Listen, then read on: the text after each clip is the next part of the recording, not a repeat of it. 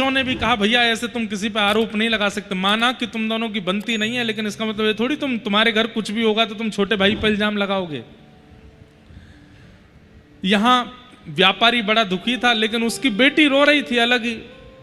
व्यापारी बोला सब शांत हो गए, 5-6 दिन हो गए, तू क्यों रो रही है? मेरे सिलपिल्ले भगवान चले गए, चोरों से कहो धन भले ही ले जाए, मेरे सिलपिल्ले भगवान देते हैं। तो व्यापारी बोला तू भी बड़ी विचित्र है, यहां पूरा घर लुट गया पिता का, तू वो पत्थर के लिए रो रही है?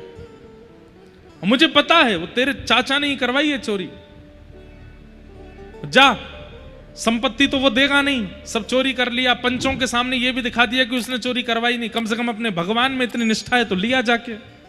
तो वो छोटी कन्या अपने चाचा के पास गई, उनके दूसरे घर पर, और कहा चाचा जी आप सारा धन रख लीजिए, हमारे घर की सारी सामग्री रख लीजिए, पर उस सारी सामग्री में मेरे छोटे से सिलपिल्ले भगवान हैं वो दे दीजिए।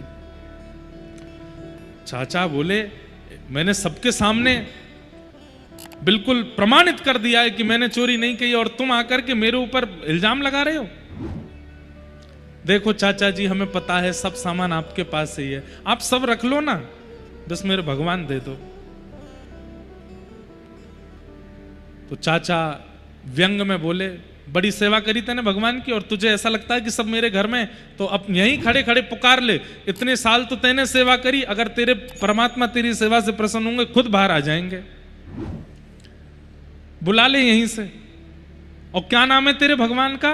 बोले सिलपिल्ले भगवान। नाम सुन के चाचा जोर जोर से हंसने लगा, बोले ये कोई नाम है भगवान का? गरुड़ध्वज भगवान होते हैं, सुदर्शन चक्रधारी भगवान होते हैं, मुरलीधर भगवान होते हैं, सिलपिल्ले भगवान? चल बुला ले यहीं से, अगर होंगे तो आ जाएंगे।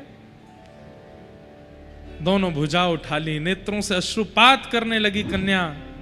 हे मेरे प्राणनाथ सिलपिल्ले नाथ, यदि मैंने आपकी भाव से सेवा की हो, यदि मैंने आपकी नियम से सेवा की हो, आपकी सेवा में कभी भी आपके प्रति पत्थर बुद्धि ना रखी हो, पाषाण बुद्धि ना रखी हो, हमेशा आपको परमात्मा मान करके भजा हो, तो हे नाथ आप आकर के मेरे हृदय से लग जाइए।